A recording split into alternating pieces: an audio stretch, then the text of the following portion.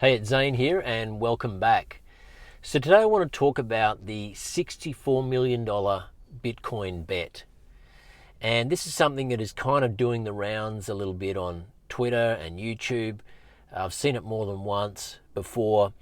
But what it really does is speaks to the long-term growth prospects of Bitcoin and what it could actually mean to your financial future if you're paying attention to it.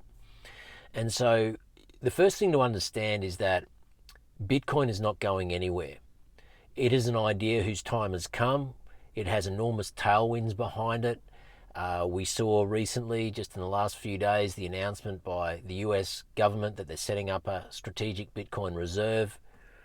We know that Wall Street and institutions and nation states are now starting to hoard and acquire Bitcoin at a rapid rate. And so we know that Bitcoin is here to stay. But the question is, how can we utilize Bitcoin as a store of value and savings technology to protect and preserve and grow our financial energy, our capital, so that we can set up for ourselves a really bright financial future? And so that's what I want to talk about in this video today. And I want to explain how this ties into this $64 million bet that some people are talking about right now. And I guess the first thing to realize is that, when you get started in Bitcoin, I think it's really important to have just a broad target for what it is that you are getting involved in the Bitcoin for. Do you want to use it as a savings technology? Are you looking to divest some of your other investments that perhaps aren't performing very well, and you've seen the performance of Bitcoin, so you want to start moving some of your capital into a better performing asset? Do you have superannuation that is underperforming and you're wanting to set yourself up for a comfortable retirement? Maybe you want to retire earlier than you originally had planned. Maybe you have kids, or you're somebody of the younger generation who can see that the price of homes is getting out of reach, and you want to kind of leapfrog and accelerate your way into home ownership. Maybe you already have a home, but you have a big mortgage. You want to figure out how to fast track your way to actually getting out of debt. So all these kind of broad reasons why you might want to consider getting involved in Bitcoin for the number go up technology.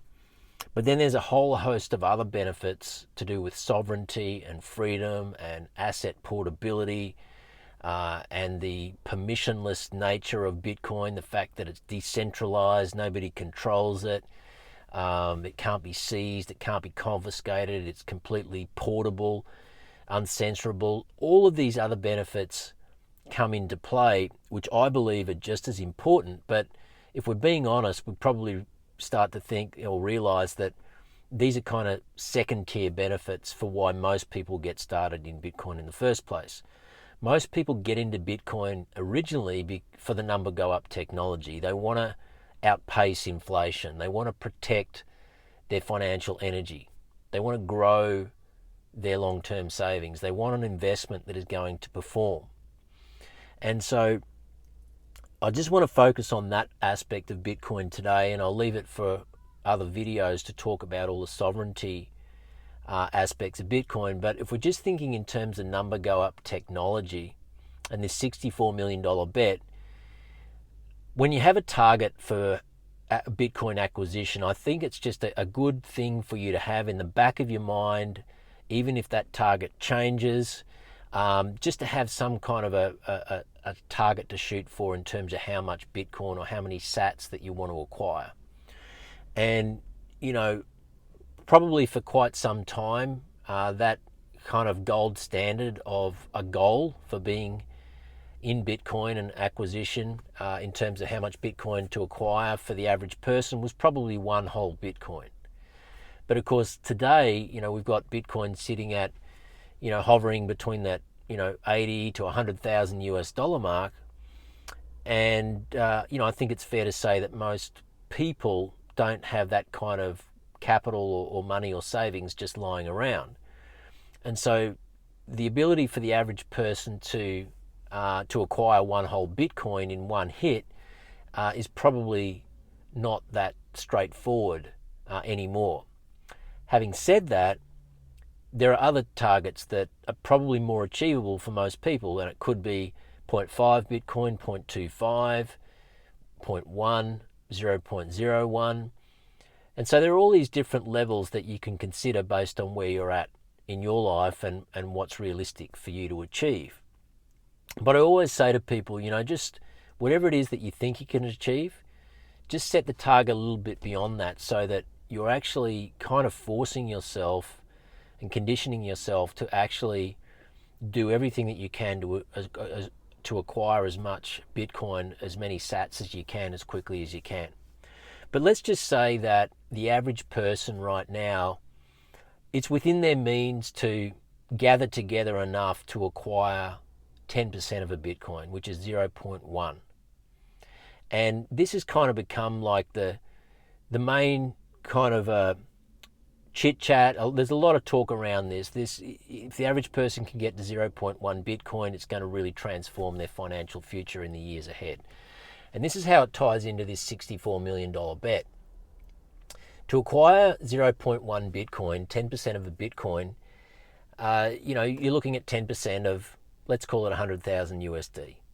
We know that Bitcoin has been hovering around that 85 to 100,000 USD over the past 3 or 4 months, which is around about 12 to 15,000 Aussie, or 120 to 150,000 Aussie. So 10% of that is 8 to 10,000 USD, or 12 to 15,000 Aussie.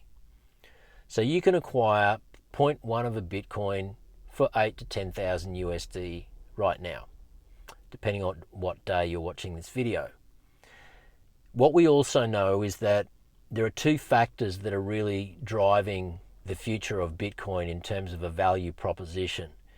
One is Metcalfe's law, which is the rate of adoption of this monetary technology. And if you look at an adoption curve of other major technologies that we've seen come into our world in the last 25 years, i.e. the internet, i.e. the smartphone, what we see is that Bitcoin's rate of adoption is tracking pretty much perfectly with those technologies in terms of their rate of adoption. And if you put this onto a value chart in terms of Bitcoin's price, what you see is that Bitcoin in the next 5 years is going to 10x its current price or its current value. So based on the rate of adoption, tracking the same rate as the iPhone and the internet in terms of its market cap value, we can see that Bitcoin is on target to go from 100,000 USD to $1 million USD within the next 5 years. Cool, we get that. The other model that also backs this up is the CAGR model, the compound annual growth rate model. And what we notice with that is over the past 7 years, Bitcoin's compound annual growth rate has been 59%.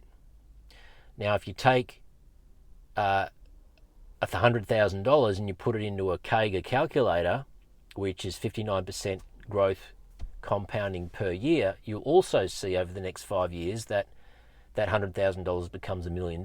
So there's two models that are very relevant models that suggest that Bitcoin is doing all of the things that we think it's meant to do and is on target to do it. So in the next 5 years, Bitcoin is going to 10x according to those two models, the rate of adoption and the CAGR model. Now, I really like the CAGR model because it is pure numbers. It's not kind of speculative, more like the adoption curve. And you can kind of say, well, look, based on history, the pure facts and figures of history in regards to the rate of return, what if that rate of return was to continue into the future? And what if the chances of that happening are really quite high, given that we are at the very early stages of mass adoption? We know that only less than 5% of the world owns any Bitcoin. We know that nation states are only starting to make big announcements now regarding Bitcoin and acquiring Bitcoin. We know that the institutions are only starting to wake up and get involved now. We know that the ETF was only approved 12 months ago. We know that we're early in the adoption cycle. And so when we say to ourselves, is Bitcoin a mature asset? Is it a plateauing asset? Is it a declining asset? Or is it a growth asset? It's very clear that we're in the early stages of adoption and the early stages of its life cycle in terms of growth. And so that gives me personally the confidence to think long term with Bitcoin, because all I can see is upside. And all of the models support that. So how does this tie into the $64 million bet? If you were to acquire 0.01 Bitcoin, 10% of a Bitcoin, which is going to cost you somewhere between 8 and 10,000 USD, depending on what day you're watching this video, at the current compound annual growth rate of 59%, what you find is if that is to continue in 20 years, that $10,000 is going to be worth $64 million. Now, this is really mind-blowing to think about, but, you know, Albert Einstein, he knew that compound growth was the eighth wonder of the world. And wealthy people know this. They know that when they park their capital into growth assets, they know that time does the heavy lifting for them. They know that capital has a compounding growth effect over time when it is stored in growth technologies, in growth assets. And Bitcoin is a growth asset. In fact, it's been the best performing growth asset on earth the past decade. And so if you are to park your long-term value into Bitcoin, and any of these models that support Bitcoin's current annual compound growth rate, if they are to continue, then in 20 years' time, that $10,000 is going to be worth $64 million. My question to you is, how much money do you need? How much money do you need? Now, you might say to me, well, there's nothing to indicate that the future of Bitcoin is going to stay at that kind of annual growth rate. And I get that. I mean, maybe it's going to be, 50%, maybe it's going to be 40%, maybe like Michael Saylor does, who is far more smarter guy than I am, he's forecasting 29 to 30% compound annual growth rate over the next 20 years. So maybe I'm only half right. But the question becomes, well, if you end up with $20 or $30 million in 20 years, was it still a good bet? And so these are the reasons why we really need to zoom out when it comes to the value proposition of Bitcoin in terms of growth, and to understand that it's really silly to look at short-term price movements, to get anxiety and stressed about, pullbacks of 10, 15, even 20%. And when you have a long-term view, you just simply see these as gifts. You see these as buying opportunities, an opportunity for you to acquire more sats, more Satoshis. And that's the way I look at it. And, I think back to when I first made my first Bitcoin acquisition, and, I think the price dropped 25 to 30% within 2 to 3 weeks after my first purchase. But because I'd done some work, I'd done some study, I already had the conviction, and I knew what my targets were. It was a gift for me. It was an absolute gift. I essentially saw Bitcoin and sats on sale. And so, anyone who gets anxiety about the Bitcoin price falling by 10, 20, 30% in, the space of a couple of weeks, they just haven't done the work, and they're just not looking at the big picture and the trajectory of this asset class, where we are in the life cycle. They haven't done the study in terms of compound annual growth rate, the adoption curve. And so this is why I say, for the amount of time it takes you to decide that you're going to actually get involved in Bitcoin, you need to spend every bit as much time after you've gotten involved in it, continuing to learn about it, because that is what's going to give you these light bulb moments, this insight, this wisdom, this understanding that is really going to shape you and your thought process and your mindset moving forward when it comes to the future. And so I want to leave it there today, but this is the $64 million bet that I believe most people, if they really put their mind to it and they really focus on it and they really, decide that they're going to do this, most people can beg, borrow or steal that 8 to 10,000 USD that they need to get into this market to acquire 0.1 of a Bitcoin, 10% of a Bitcoin, because these prices, where it is now, it's just not going to stay there for very long. And this is why I'm pounding the table with my kids and my friends and family, anyone that I know who's just getting started in Bitcoin, who has been in it a little while but hasn't really been leaning in and paying attention enough.